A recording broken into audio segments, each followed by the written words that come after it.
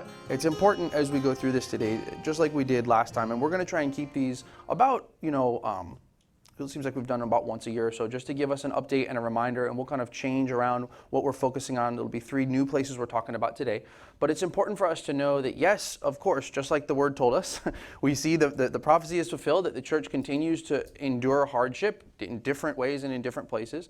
But that doesn't mean that the church is a victim of these things, because, of course, the Lord promised us that we're going to have victory in these things and that His gospel and the kingdom is going to continue to move forward. So we want to keep that in mind. Persecution is one of those things where it's pretty easy to teach a sermon that'll make you feel guilty. It wouldn't be hard for me to stand up here and say, don't you just feel awful that you get to go home to a nice house, when there's some believers, brothers and sisters, that don't have those things, and that would be very easy to do. I don't know that that's the heart that the Lord wants us to have about it, though, because that's not necessarily the heart that we see in the New Testament.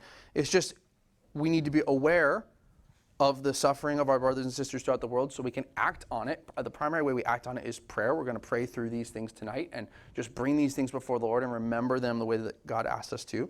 But also so that we can prepare our hearts and minds for the things that we're going to encounter in our own life, the persecution and the resistance from the enemy that we will encounter as well. So those are kind of the 2 things we want to keep in mind. Not a time to feel guilty, not a time to be afraid, but just to be aware of these things. So, just like we talked about last time, I'll just say up front, I worked very hard to make sure that the facts and the figures parts of this are as accurate as I'm aware I can make them. This is by definition a very difficult thing to get facts and figures for, because we're talking about persecution of people that's religiously motivated. So there's nobody making a little list of, yes, we did another persecution today. It's very sketchy.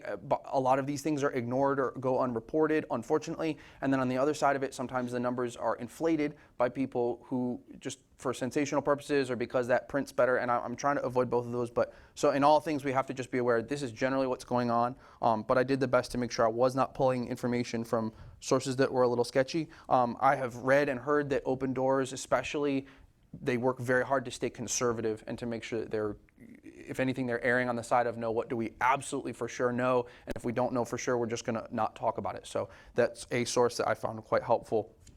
And according to Open Doors, the most up-to-date kind of statistics we have over the last year or so, every day about 13 Christians were killed worldwide because of their faith. Every day, 12 churches or Christian buildings were attacked in some way. And every day, about 12 Christians were unjustly arrested or imprisoned, and 5 were abducted. That brought us to a total in the past year of 4,761 Christians martyred. And again, that's a conservative. That's something that they can actually attribute. It's quite possible that there were more, but they're trying to be as clear and conservative as they can. The previous year had been 2,983 believers martyred. So there was a significant increase over 2020 and early 2021. There's some reasons for that. Number one was that of the 4,761 Christians who were martyred over the past year, 3,530 were Nigerian believers. So that's one of the things we're going to talk about today. That's a primary area where some very, very serious persecution is going on. Globally, about 1 in 8 Christians live in a country where the faith is actively being persecuted. And an estimated 75% of religiously motivated violence and oppression targets Christians. Let me say that last part again. Of all the religiously motivated discriminatory practices or violence or anything that's going on, 75% of it is directed towards believers. That's kind of interesting. That's something that doesn't surprise us, right, spiritually, but it's something to keep in mind that, of course, human beings are awful, they do awful things, but for some reason, Christians tend to become the majority target of that. I wonder why that would be.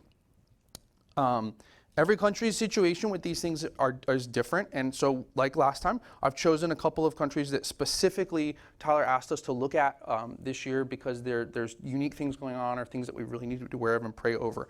So the first one that we're going to talk about together is going to be the country of Nigeria. Open Doors puts together a watch list. It's very, very helpful. It just gives you some super general things every year. And they do a bit of a ranking of where the most serious things are going on, and they update it yearly. This 2021 watch list, the 2021 list is looking back at what's happened over the last year and kind of looking forward as well, put Nigeria at number 9 in the world in terms of serious persecution. That's an increase for Nigeria from where they had been. In 2015, Nigeria had the 6th largest Christian population in the world. that's like a Wikipedia statistic. What does that mean? That's going to include everybody, nominal people, nominal denominations, Catholics, Christians, evangelicals, everybody. But it has a very, very large Christian population, and that's since grown from 2015. They believe that Nigeria will be one of those places that will be have one of the largest Christian populations in the world going forward and continuing to grow. So a lot of our brothers and sisters in Christ are going to be coming from Nigeria in the future. That Nigeria is also the primary reason why martyrdom grew 60% in the last year. More Christians are martyred for their faith in Nigeria than in any other country at this time, according to Open Doors. This happened despite attempts by the Nigerian government to do pandemic lockdowns, because as the corona came through, they tried to lock down and do the things they were supposed to do, and yet there was still enough ability for people to do this stuff that there was significant problems. Nigeria is a democratic type government, which is another anomaly. Usually the countries that you find on the top of Open Doors watch list, you're going to find North Korea up there, you're going to find Saudi Arabia, countries that are a top-down dictatorship, and they're able to enact these kinds of things on their population. Nigeria is a democratically elected government, but it's regionally divided. It has a very, very Muslim north of the country and a very, very Christian south of the country. And at this point, the government, whose current president happens to be a Muslim, has kind of been turning a blind eye to actions of kind of non-state actors. So you've got terrorist groups in the north who are doing all the things that they do in the north, acting as a kind of a little state within a state, and they're beginning to make incursions farther and farther south through the center of the country and now even into the Christian south, and carrying out these religiously motivated raids, essentially, is what we're talking about here. You've probably heard of Boko Haram, which is one of these groups. They became prominent in 2014.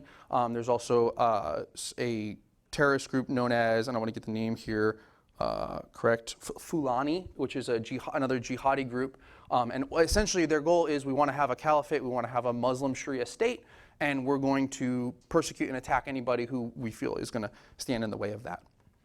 The government has completely turned a blind eye to this, and even have made public statements indicating that Christians are part of the problem and that they're making the violence a political issue and everybody just needs to calm down. It's not that big of a deal. Which is 100% not the case. Nigeria is joining the U.S. State Department's countries of particular concern list, which is a very small list. It includes Burma, China, Eritrea, Iran, North Korea, Pakistan, Saudi Arabia, Tajikistan, and Turkmenistan. And those are all names that we tend to think of when we think of incredibly repressive, difficult countries. And Nigeria is now on that list, according to the State Department. That list is essentially designed to name governments where the State Department thinks the government has engaged in or tolerated systemic, ongoing, and egregious violations of religious freedom. So at this point, even the government is kind of making statements that, hey, we're aware of what's going on. And again, so this is primarily coming from jihadi militias, essentially. Boko Haram, you probably remember, they kidnapped a large group of schoolgirls in 2014 and held them for some time. Most of those girls were returned. One of them, named Leah Sharibu, was never released, and she's thought to still live in essentially enslavement and a forced marriage with the Boko Haram group because she refused to renounce her Christian faith. So there's still something that is, going. Yeah, it's one of those things you'll see very frequently. This stuff will blow in and out of the news cycle, but unfortunately, nothing really changes, and it continues to go on. There's a group called the International Committee on Nigeria, which believes that Boko Haram was responsible for nearly 35,000 deaths between 2015 and 2020. And Fulani jihadi groups reportedly murdered around 17,000 people between 2010 and 2020. So over the next decade or half decade, that's tens of thousands of people who've been killed. And of those, probably the majority are going to be specifically targeted because they're believers. It's not all. They're targeting a bunch of people in different places, but that's a significant portion. The persecution in Nigeria is now being called a genocide by a number of qualified watchdog organizations. And it's now believed, again, how can you really know this, but it's believed that there may be more people being killed in Nigeria than in the terror killings that we saw of Christians in the Middle East in recent years. When IS and the caliphate type state people came through, there was serious stuff that went on in Iraq and everything, which was awful. We now think that Nigeria may be getting worse than that. This is happening as of, this latest event that I was able to track was July 16th of this year. So just a couple days ago, according to International Christian Concern, attackers who were thought to be Fulani militants attacked and destroyed 45 plots of land in the Miyango district in the Plateau state of Nigeria. It was farmland belonging to 25 Christian families. It was destroyed sometime, midnight or early morning.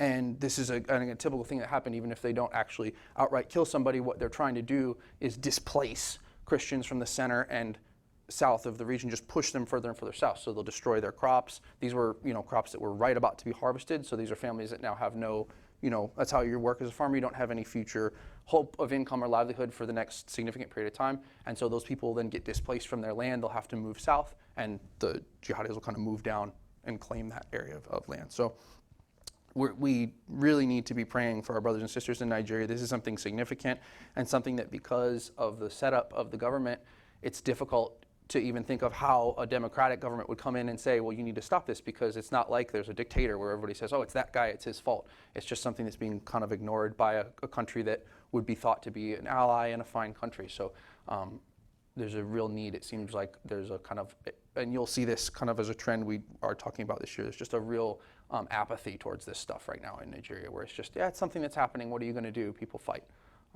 And so be in prayer for brothers and sisters. There's hope that they're, as they make it more aware, hey, this is what's going on, that there may be some change there. But we know that our primary hope for them is that they would be strong in the Lord, and that the Lord would be standing by them, and we're not hoping in anybody else to do that for them. So continue to pray for them. Let's move to Mexico. Nigeria is one of those where I think we're, unfortunately, and this is a hard thing that happens, you expect persecution in certain areas of the world, right? When it's connected to Islamic persecution or things like that, you say, all right, we know that happens, and we almost get hardened to it, which is really difficult, and we need to watch out for that, because these things are not normal, and they happen, I think, they flare up and then they go away, and we're so used to the news cycle that we kind of say, all right, that's right, of course, that's happening. But it really impacts individual families. But some of the other countries we're going to talk about today are places where I think sometimes we're less aware, or we expect less persecution to happen. And I'm not a prophet or a tracker of these things, but it seems to me that we need to get used to this happening a little bit more. I don't believe that we're going to see in the future that persecution is going to be contained to certain parts of the world where we can just wave our hands and say, oh, that's right, Muslims persecute people, or that happens in that country. We're going to begin to see this kind of low-level thing spread much more widely, and we should be aware of that and prepared for that. So some of the things going on in Mexico, unlike in Nigeria. So in Nigeria, you have a strong, historic Christian population that's, if not the majority, very close. They think about 46% or so, maybe a little more, of the population in Nigeria are Christian, have been for a long time, which is one of the reasons why the persecution that's so systematic was so surprising to people. Mexico is very different. Evangelical believers are a very, very small minority in Mexico. Mexico is predominantly and historically Catholic, and we're going to talk about how that creates some really interesting problems from a majority of angles. One of the main ways that there's been consistent persecution in Mexico is because of the complete endemic drug cartel control. So because of how corrupt the government and everything is with cartels, the cartels essentially need to keep a total level of fear and control over their territory. And they see churches, whether they're Catholic or Protestant or whatever, as a threat to that. Well, why? Well, because that church is a community leader, and they're blessing and encouraging the community. They're not just, they're teaching the gospel, they're bringing people things that they need, and people are looking to the church for leadership. That's a serious problem for the cartel, because they know that pastors are going to teach, hey, we shouldn't be using drugs. We shouldn't be committing all these, sins that the cartel is basically trafficking in. And that's a problem. If your stock and trade is using sinful behavior to corrupt people and get them under your thumb, you can't have that happening. So very frequently, that's one of the ways that churches are directly persecuted in Mexico, is a cartel leader will draw kind of a circle around this church and say, this guy needs to go because he's causing us a problem in our backyard. And that can lead to direct targeting of priests and pastors, and there have been kidnappings and direct murder and things like that going on. They say now that Latin America, and I think specifically Mexico, but certainly Latin America, is the most dangerous place for you to be assigned as a Catholic priest in the world because of this. But we're also starting to see some different things happen, and this will be very similar to what we talk about with France. There's growing incidences of just vandalism and aggression against churches coming from Mexican society. So Mexican society has historically been generally Catholic. It's just an accepted thing. This is who we are. Whether or not you take it seriously or not, well, yeah, of course, we're church people, we're Catholic, this is what we do. That's not really the case anymore, as a significant portion of Mexican society is turning away from that, becoming much more secular, and they're becoming much more and more angry against perceived problems in the church and real problems in the church. Let's not kid ourselves. The church sometimes in that area of the world has not always been a force of the gospel or gospel love. And so some of that is people reacting to that, but some of it is people just reacting against any authority that's attempting to tell them you can or cannot do something. And the reaction against that has been very strong. There's a weekly average of 27, again, these are going to be primarily Catholic churches affected by vandalism throughout the past year. Some of these incidences are groups seeking the legalization of abortion, which the Catholic Church opposes. So knowing that the Catholic Church is going to be a cultural force saying, no, this is not something that we should allow. There's groups that are coming against the church and saying, well, if you're going to oppose that, then we're going to directly, initiate action and attack you and publicly try and make a case that you're a problem. According to the media, on March 9th, there was a demonstration for International Women's Day, of all things, and it was vandalizing church buildings and public structures. A small group of protesters advocating for abortion rights threw paint and flammable liquids at the Mexico City Cathedral. This is according to the U.S. State Department. And this is a tracked thing now that the State Department's aware of, is that there's just groups in the society that are kind of trying to directly attack the Catholic Church specifically because they feel like it's standing in the way of the progress that they want to see in the society. So that's kind of one thing that's happening, right? And that's, we need to be aware, while we are not Catholic, and we'll bring this up in the French section as well, while we are not Catholic, we do have brothers and sisters in the Catholic Church, and if one of us suffers, we all suffer, right? There are many, many things that I feel like me and Catholic brothers and sisters should talk about, and we should get right and things like that. But when we see any part of the church being attacked, that's not a good thing to see. Even if there are errors and issues in that church, we don't want to see whole sections of the society saying, you know what, you represent Christ to us, and therefore we're going to attack you. That's a serious thing. But we should also realize that because of how complex the problem is, so that's one thing that's happening, that the Catholic Church is being directly attacked. Another unfortunate thing that's happening is the Protestant Church is suffering underneath, not always directly from the Catholic Church, but underneath Catholic people in far-flung areas who are seeing them as a problem because they're minority churches. So that's the next thing we want to talk about. Christians in areas where there's a strong local, either Catholic belief, which is most places. If you go to most rural areas, there's a strong indigenous strain of Catholicism mixed with local pagan practices. So it's a syncretistic type thing. Yes, we're Catholic. We also have these holdovers from our ancestral worship that we do, and it kind of all gets blended together. That is a very cultural thing in Mexico, and there's a very majority view of it. This is what we all do. And so we've all chosen to be this, therefore everybody here needs to be that. There's not this sense that, we're very American. We think, oh, well, you go do that, we do this, it's fine. That's not the view of the culture a lot of times in Mexico. And so if there are evangelicals in a town, they're always going to be the minority, and they are now increasingly coming into persecution because they are a minority church.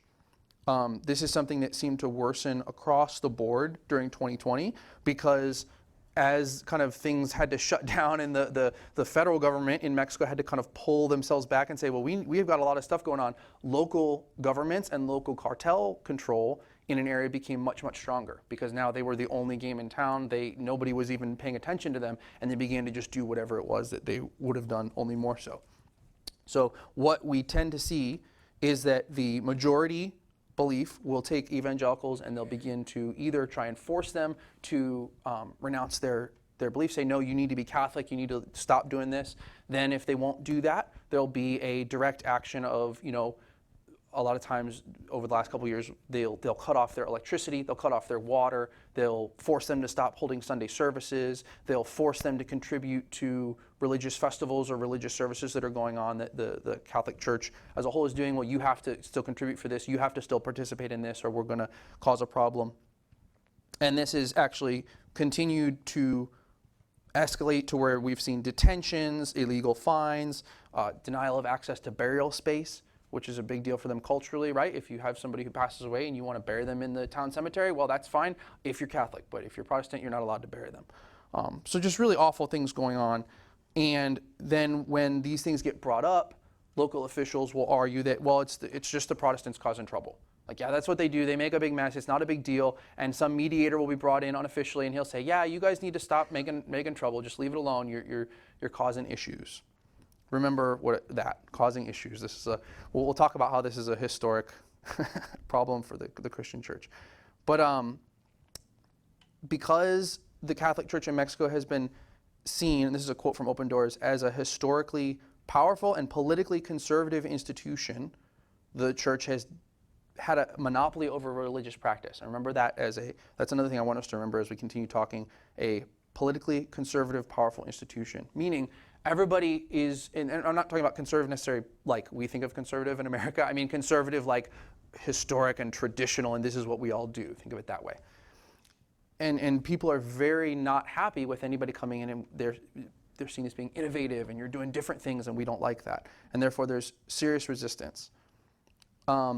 In 2020, there were 2 reported killings of evangelical Protestant pastors, and there was continued attacks and abductions of priests and pastors that we've seen for a long time. That's according to the U.S. State Department. Again, the State Department, you can read a whole report that they did in the last year saying, hey, we're aware of this. This is a very serious issue. You can't allow a religious minority in your country to just be having this happen to them. You need to take some action, and so there's some pressure that's now coming onto the Mexico federal government to actually step in, where historically they've just been completely hands-off and said there's a kind of a tradition in Mexico of, hey, every state and local government just does their own thing, we don't get involved, and that's really causing continued suffering. One of the stories that I read was a local pastor whose home and his church had been burned. All of their possessions had either been stolen or burned, and they'd been then forced to relocate, which is the relocation is another common part of this. Is if something happens and the local believers say, well, this isn't fair, this isn't right, somebody will a mediator of some kind will come from outside, and they'll say, okay, yeah, it's a real big deal. What we're going to do is we're just going to make you move, and that'll solve the problem. So people are just completely losing their homes because, well, this is a big issue, we don't know what to do, and so we'll just take you away, and they'll get moved somewhere else. And so he was relocated as part of that. He was stated that people are coming to the Lord to meet their spiritual needs that are not satisfied in traditional religion.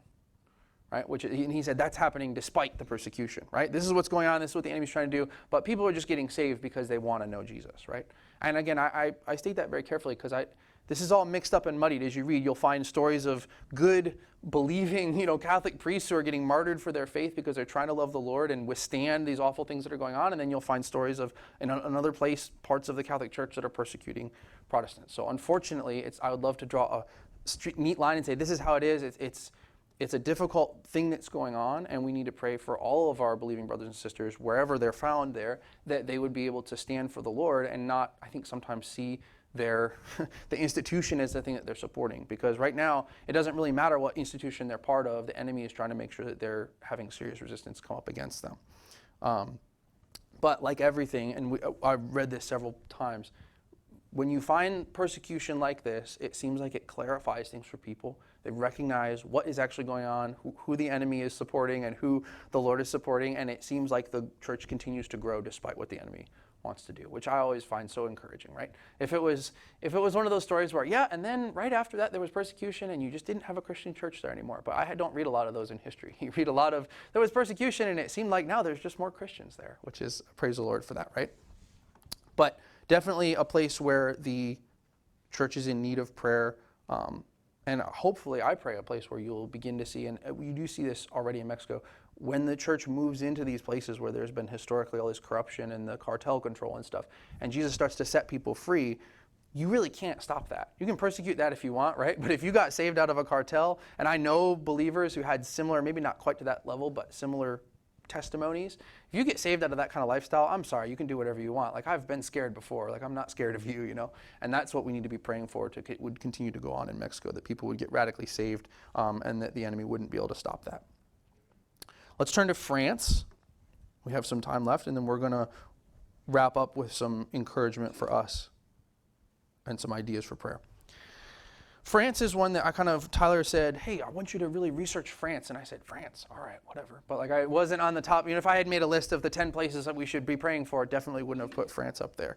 But it just was mostly that I was not aware of the things that are going on right now in the country.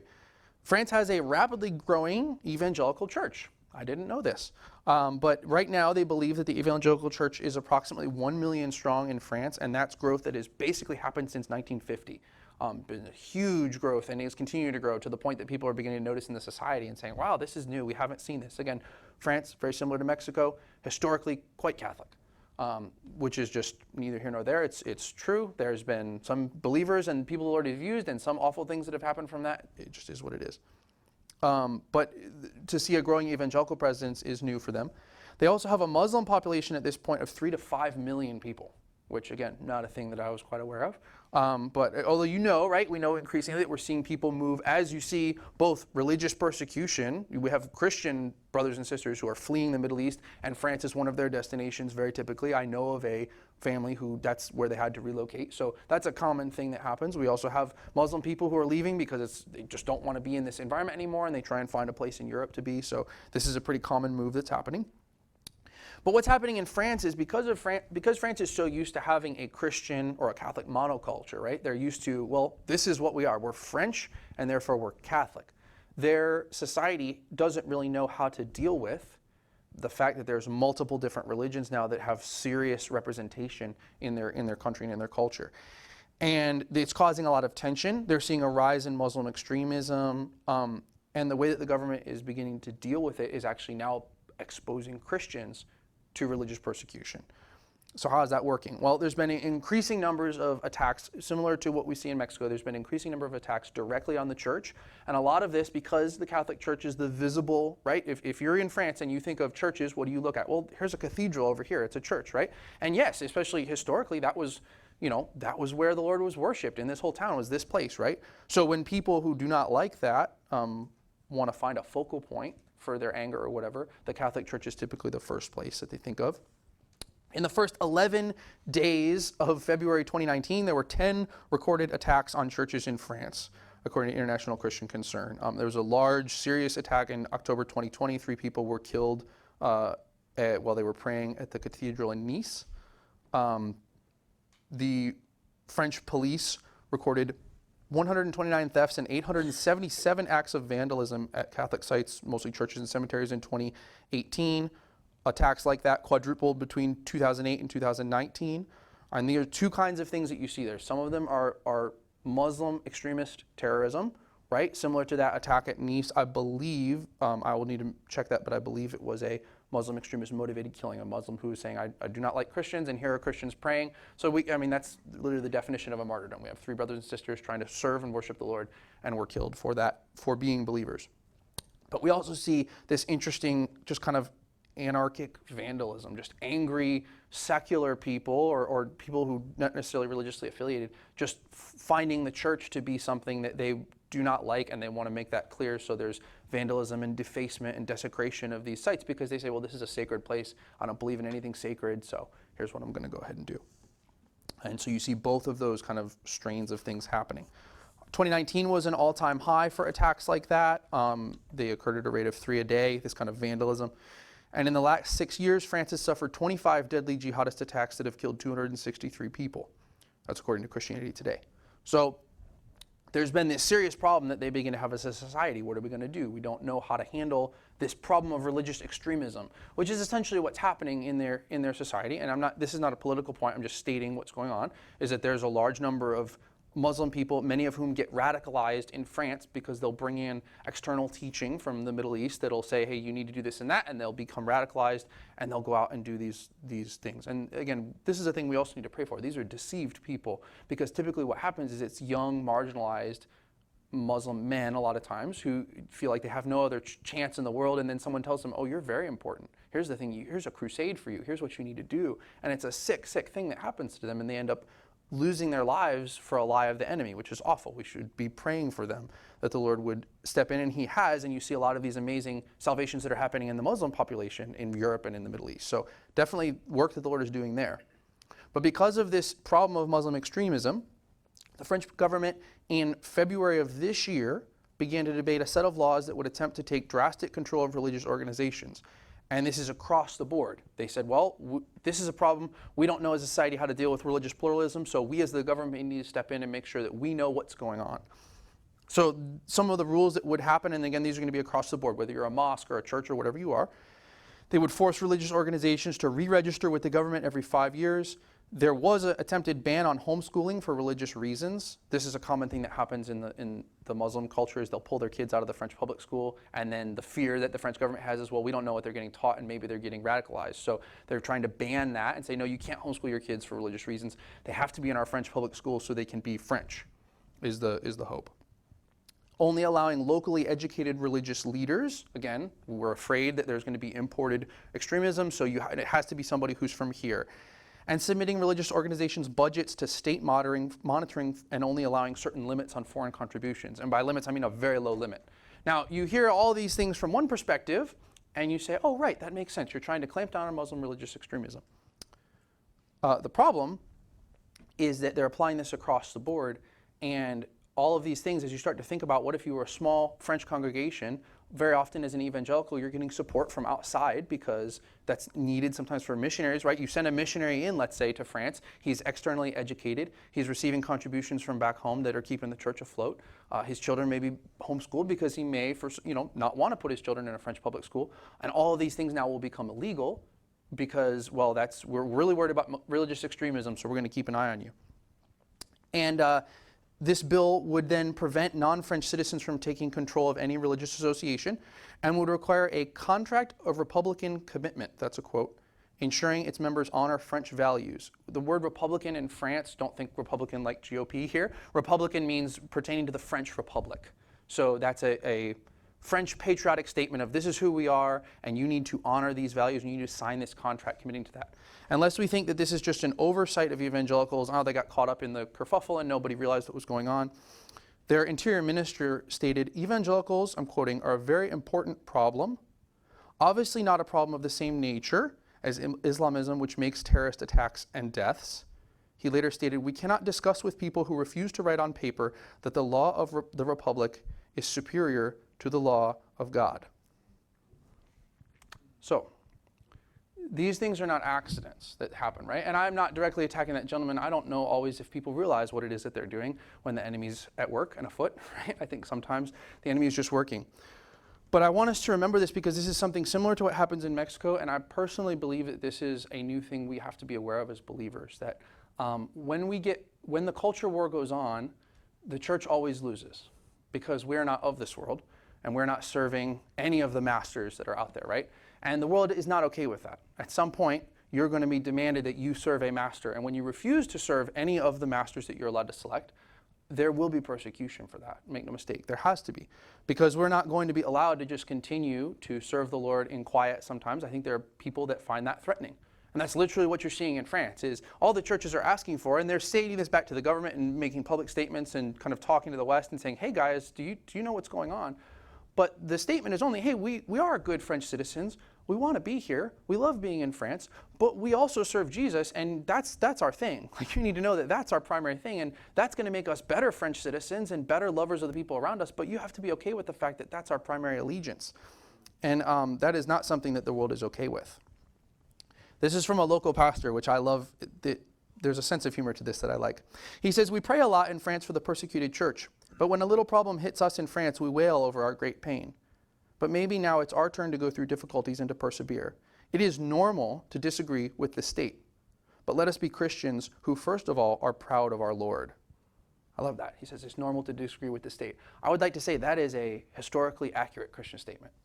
It is normal for us as Christians to be thought of as problems and outsiders within the state. Whether that's a direct thing like you see in Nigeria, right? Such a problem that there's a part of the country that's just willing to, do military raids against these defenseless people. That's a thing that has happened in history in Christianity and will continue to happen, unfortunately.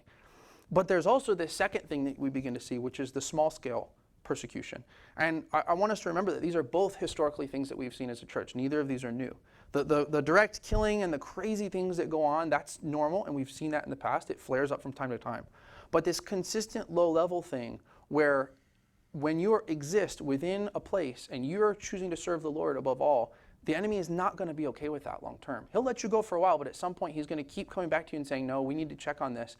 And he's going to push people to do that because it's by choosing to serve the Lord before all else, you're directly taking a stand against the enemy. You're saying, no, I'm not going to choose this master. And the Bible has told us, Jesus said, hey, you can't serve two masters. It's just not how it's going to work. You're going to have to pick one. And the world is very interested that we pick a master, and they're very interested in who that's going to be. The general director of France's National Council of Evangelicals said, should we be afraid? No. He said, in Jeremiah, it said that we must look for the good of the city where we are. And he said, in this town isn't Jerusalem, it's Babylon. I think a lot of Christians would prefer that we were in Jerusalem instead of Babylon. Many evangelicals would like to still be in a Christian society that protects us. I would be one of those, right? That would be excellent. I would love to always continue to exist in that wonderful place where there have been cultures like that in the past, right? This isn't a new thing. There were cultures like that. England used to be a place like that. You could be a Christian in England and you were part of the whole thrust of the society, which was basically more or less towards let's carry forth the gospel and let's build up God's church, right? And not everybody in England was saved at any time historically, and awful things still happen, but that was what was kind of the general tone of their society, right? That's no longer the case, right? France, in some way, used to be like that. It was, and of course, there was awful things that happened, right? But that was the generally accepted thing. It was like, yeah, this is who we should generally be. And then there was a remnant of God's church in there saying, yes, and we take it seriously, and we're really going to do that, right? And that's no longer the case. And that's the thing that the French are beginning to unfortunately realize. The evangelical church is saying, well, it seems like that's not where we are right now. And he said, since we're no longer in a Christian society, he said, French evangelicals, and I'm quoting now from an article written on him, French evangelicals have to be witnesses to the gospel like the first Christians were, in their non-Christian society. He said they didn't expect the government to protect them. They simply had an eternal hope and witnessed to this hope in their society. This is why I say that we have no reason to be afraid, but do have all the reasons to proclaim the gospel. So this is the realization that they begin to have that, hey, as things change and as the government moves forward, and now there's problems in the society, Christians become a fly in the ointment. And this is a thing that has happened forever, right? This is why you begin to see religious persecution of Christians in Rome. For a long time, Rome was just fine with Christians being there. No problem. You do your weird thing. Lots of people in Rome do their weird thing. Man, we've got gods everywhere. Sure, whatever. You be weird. They're Jews. That's what they thought. It's like, it's some weird Jewish thing, right? And there was plenty of weird Jewish things, so sure, it's just another one of those weird Jewish things. But then as there began to be problems in Roman society and discord and fighting between the Jews and between the Christians, now Christians begin to be seen as, I don't know, this is they're troublemakers. They're causing issues. What's their deal? We got to figure them out. And you can read historically how Roman governors and Roman officials started writing letters between each other saying, what is the deal with these guys? Oh, they're Christians or something? Like, can you figure this out? I don't know what's going on. Well, I talked to somebody, but I couldn't make any heads or tails of him. And I knew he wouldn't swear an oath to Caesar, so I just killed him, I guess. I don't know what to do. And there's this tone of kind of like, they're not angry. They're not going after the Christians yet. They're just kind of like, I don't get it, man. Like, just get over it. That kind of persecution was a big thing that happened in Rome. Yes, you had Nero, right? The thing we think of when we think of persecution, just an insane person who just desires to kill Christians. That goes on. But a lot of the Roman persecution was, and this is what they would do. They would bring, you guys would know this, they would bring you to a place, and you can read this in Eusebius, who's one of the first church historians. They would bring you to a place and they would say, listen, you can do your Christian thing. That's fine. We don't really care. But we're going to put this little bowl here with a flame in it, and I want you to take a little pinch of this incense, and you throw it on the flame, and you say, Caesar is Lord. Cool? And you go home, and we do not care what you do. But you have to do that, because we're Romans, and this is what Romans do. And you're a Roman, right? You want to be, this keeps us all unified and all together, and you need to do this like all of us, okay? So please, would you just put the incense here and just say, Caesar is Lord? Can you do that, and then you can go home? And you can read the tone historically. It's almost like they're begging them, like, can you please just not make a big deal? This is we don't care about this, and you shouldn't either. Just do the thing. And Christians said, well, you may not care about it, but it's a big deal to me. You read Polycarp and these people, Polycarp, I think, especially if I remember the name correctly, was like, well, I've served Jesus for all these years. Am I just going to turn on him now? Like, Jesus has been good to me. I can't just, it's not a big deal for you, but it is a big deal for me. And there were many, many, many Christians who chose death rather than saying, sure. And there were also many Christians who at that moment felt, well, it's not a big deal. I mean, come on, right? Like, I get to go home, I'll go to church, it'll be fine. Oh, I'm really a Christian. I'm doing all the Christian things. I'm just come on, let's get this out of the way. And then after the persecution would come through and it would abate, these people would realize what they had done and they would repent in tears. They would come back to the church and say, I had my chance and I denied Christ. And this issue what to do with Christians who came back after kind of renouncing Jesus in that way publicly was such a big issue that it almost split parts of the church. Because there were some people who said, well, they've renounced Jesus, we can't let them in. And there were other people who said, no, we can let them in, but they just can't take communion and stuff. And there were other people who said, no, you need to give them grace. You have to do that. And for the record, I agree with the people who said you should give them grace. Of course, the Lord's grace extends to all of us. I want to point out, though, that was how serious the early church took this.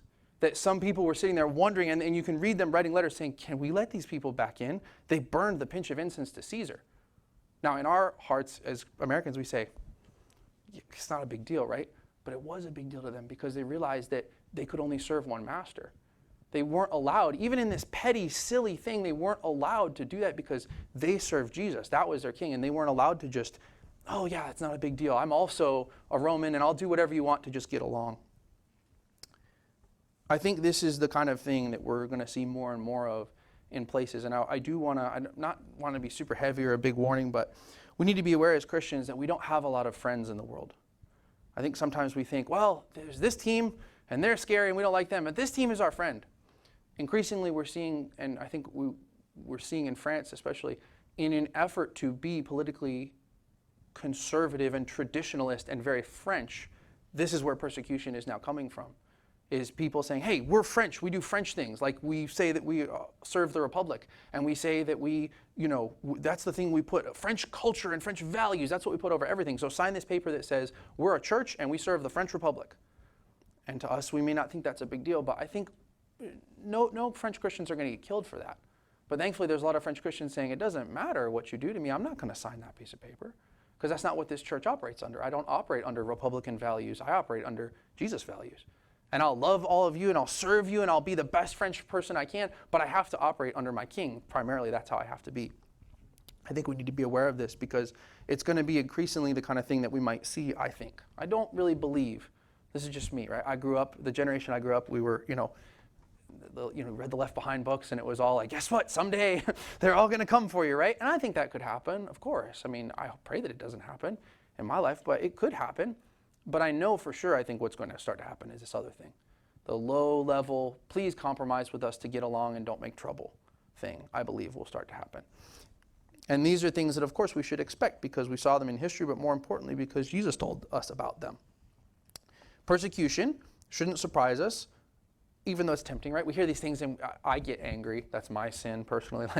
I tend to immediate anger. Some people tend to get afraid or worried, what's going to happen that these things are going on? But we don't need to be like that. Jesus pointed all these things out to us. In John 15, 18 through 21, Jesus said, if the world hates you, know that it has hated me before it hated you. If you were of the world would love you as its own. But because you are not of the world, but I chose you out of the world, therefore the world hates you. Remember the word that I said to you, a servant is not greater than his master. If they persecuted me, they will also persecute you.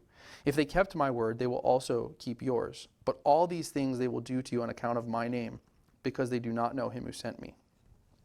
When Jesus came, right, he did not stay neutral. And it wasn't necessarily always Jesus' fault, right? Jesus said some things that were very hard, but he said them to everybody. Everybody, when they encountered Jesus, they had to change. Jesus wasn't going to change, right? But Jesus wasn't the one always picking fights. A lot of times Jesus was just there. He was teaching. He was preaching the kingdom of his Father. He was doing what his Father told him. And people would come to him and say, okay, Jesus, that's fine. But so I'm a Pharisee. He's a Sadducee. What do you think about this? And Jesus would not pick a side. And that would make people angry. And they would say, hey, what about this taxation thing? Trying to catch him, right? And Jesus would say, well, here's what I think. And people would get angry. Why? Well, because they wanted a certain thing very badly out of Jesus. They wanted him to be the Messiah they wanted.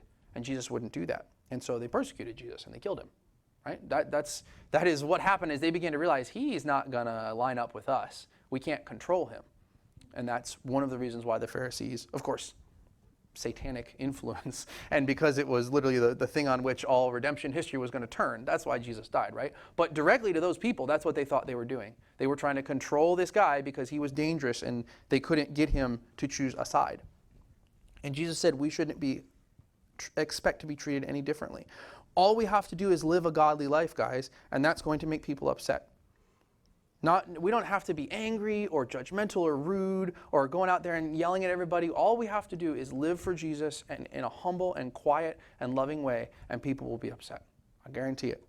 And you guys know this, right? Because some of you have unsaved family or you've got unsaved coworkers. And, there are times when you're in your flesh and you're like, oh, man, I deserve that one. I picked that fight, right? There are other times where you're like, I was just being myself. I was having a great day today. I got up, I read the Bible, I was filled with the Spirit, I was happy, and I'm going to work, and all of a sudden somebody's like, what's your problem? And they're upset at me, and I was like, oh, I don't know. I just love Jesus, and well, I don't want to hear about that. And they get angry at you, right? Or you're just doing your thing, you're minding your own business, and all of a sudden somebody's like, well, we're doing this. Are you doing it? Well, no, I'm not doing that. Well, why? Why? You think you're better than me? No, I just answered the question, man, right? And this is what happens, right? It's not because, and it's important for us to realize this, when we get attacked in this way, it's not our fault necessarily, right? Sometimes we are nice people and we want to search our heart and say, what did I do, Lord? You might always not have done something. If the Lord shows you something and the Holy Spirit says, hey, they're not attacking you because of me, they're attacking you because of you, right? Then that's okay, you can repent for that. But if you're just walking out what Jesus wants you to do and you become resisted and oppressed and attacked, the Bible says you can rejoice because of that. It's okay. You don't always have to say, well, I did something wrong. Sometimes you did exactly what you were supposed to do. You looked like Jesus, and the darkness wasn't a fan of that day. And that's good. That's fine, right? We can say, hey, guess what happened today? I went out into the darkness, and the darkness got upset. It must mean that I look like Jesus, right? Because they noticed who I was, and they got upset. And that can be a thing that fills us with joy, because we're like, hey, at the very least, I know that I'm getting sanctified. I know that I'm walking in the way that Jesus wanted me to walk. Jesus said, hey, if I'm his servant, I'm going to see this. Look, it happened, right? Yes, I must be a servant of Jesus. So it shouldn't be a thing that shocks us. This happened immediately in the book of Acts. The church began to get persecuted, right? There was a little bit of a lull. Everything was okay, and they were serving Jesus, and they were excited. But as soon as it started to become a problem for people, there was an issue. In Matthew 10, 16 through 20, and then verse 28 as well, Jesus said to his disciples, behold, I'm sending you out as sheep in the midst of wolves. So be wise as serpents and innocent as doves. Beware of men, for they will deliver you over to courts and flog you in their synagogues, and you will be dragged before governors and kings for my sake to bear witness before them and the Gentiles. When they deliver you over, do not be anxious how you are to speak or what you are to say, for what you are to say will be given to you in that hour. For it is not you who speak, but the Spirit of your Father speaking through you. And do not fear those who kill the body but cannot kill the soul. Rather, fear him who can destroy both soul and body in hell. So yes, today we learned that in context, being wise as serpents and gentle as doves is talking about facing persecution. It's not talking about being a real shrewd businessman, right? That's always how that would get quoted to me. It's like, oh, wise as a serpent, so that's why I cheated on my taxes. No, that's not what that verse is talking about. That verse is talking about, hey, when you go out there, heads up, just be aware. You're out. You've just stepped out onto a battlefield. It's not just the normal world. This is everywhere you go. If you're serving Jesus, the enemy is looking for an opportunity. And you need to be aware of that. Why? So we should be afraid and like, oh no, where's it going to get me now? Jesus says, no, be afraid of me. That's what he said, right? Which is kind of, we're not used to that. But hey, Jesus said, no, don't be afraid of them. Be afraid of me. You should fear me. And if you fear me and you love me and you respect me in all the ways that we should of Jesus, right? Then you're not going to be afraid of them. Well, if you don't sign this piece of paper, then you're not very French. Bummer, dude, right? Well, if you don't do this thing, then we're going to do this to your family. I mean, serious things, right? That's a silly thing. Serious things can happen to us. Well, we're going to do this and that. Okay. But guess what? Jesus could do all those things, and I deserve them, but he chose not to. So I love him, and I'm not scared of you, right? That's the attitude that Jesus said we should have towards these things. And not to worry ahead of time, because that's what I used to do. When I was younger, hear a sermon like this, and that you go home when you're a 12-year-old guy. So what do? You start thinking about, well, when they come for me, what am I going to do? What am I going to say, right? Like, am I going to do it? And Jesus said, don't worry about it ahead of time. Why? Because I'm going to be speaking through you. I'm going to be giving you the grace that you need, right? None of us are going to be able to deal with these things in the right way at the right time in our own flesh.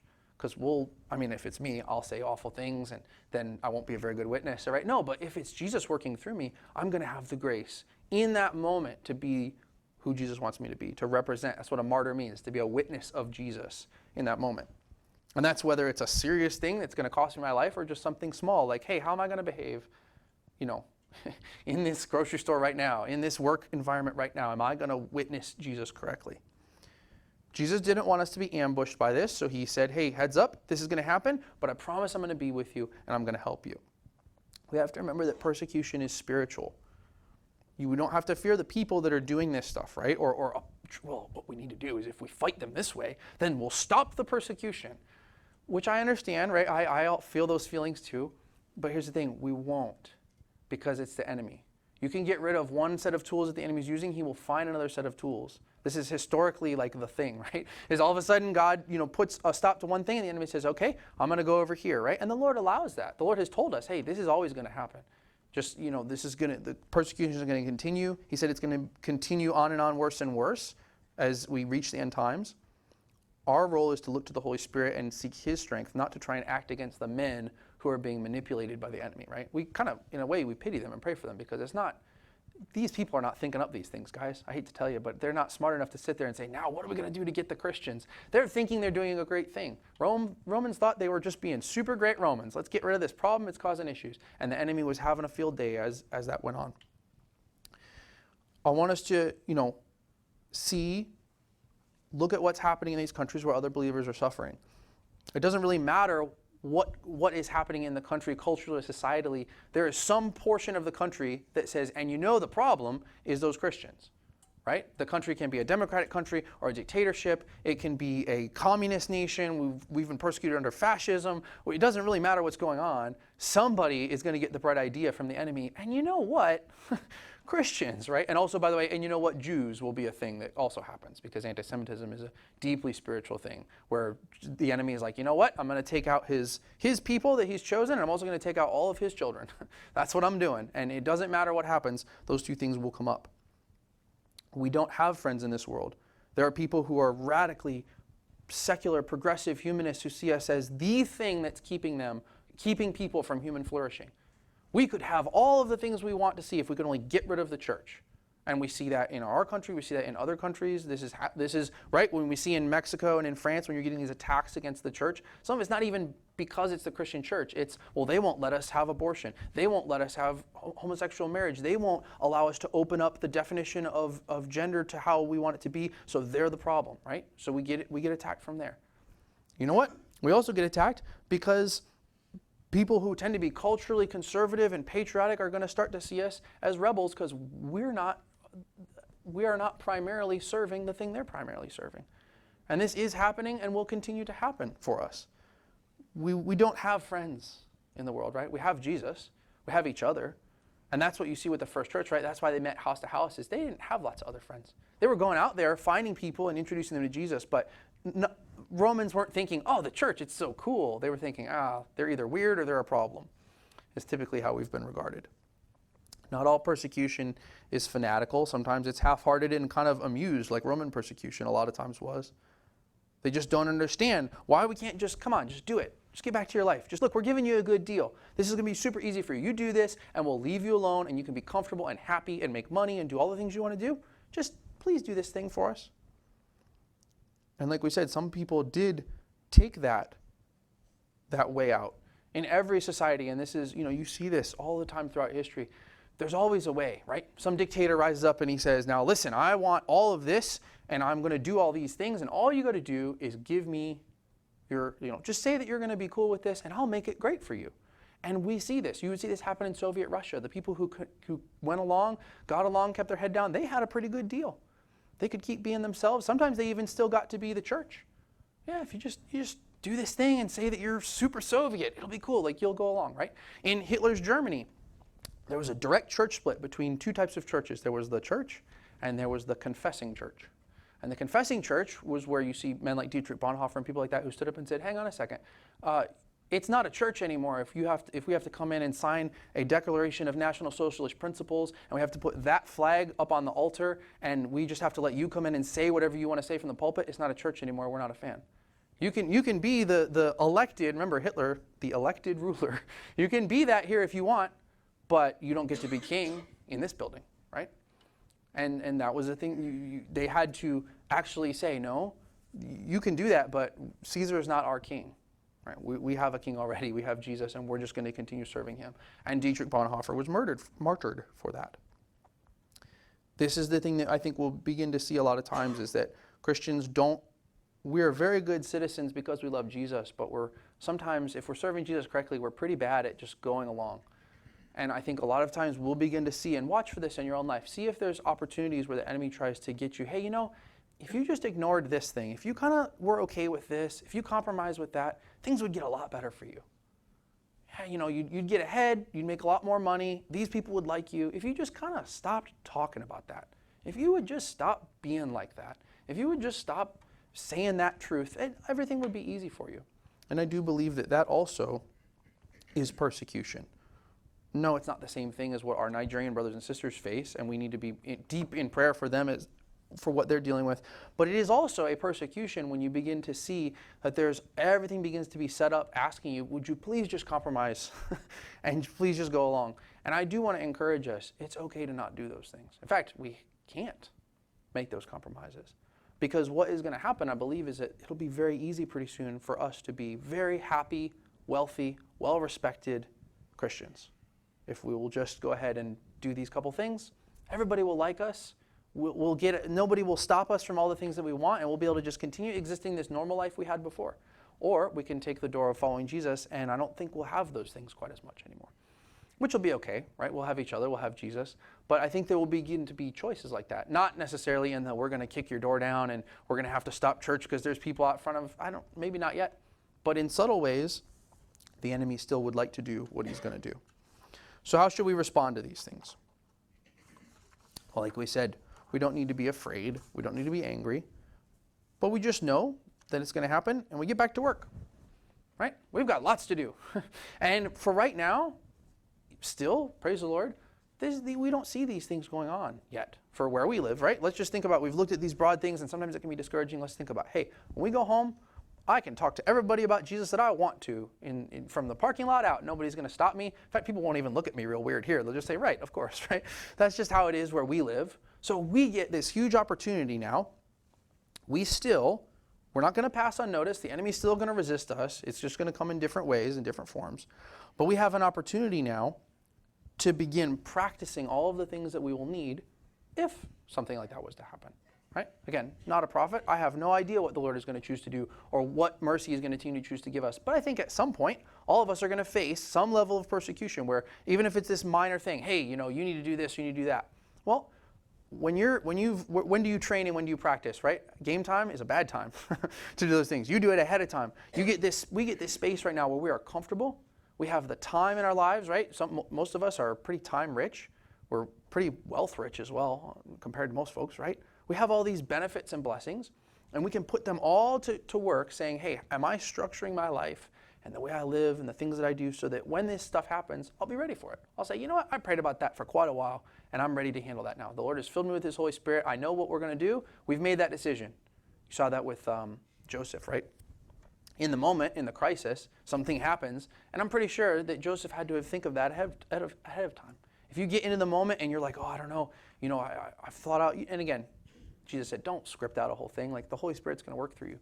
But you're preparing yourself through spiritual disciplines, through making the hard decisions when you can, so that when the Lord says, I'm giving you an opportunity to witness who you are and who I am before men, and you say, okay, I knew this was going to happen. I'm ready, right? This happens through abiding in Jesus, through all the things that we talk about every week, right? Through walking in His Word and being in fellowship, honestly, because sometimes you just need to be encouraged. You're alone and this stuff happens, the enemy loves that, right? Oh, look, that one just left the herd.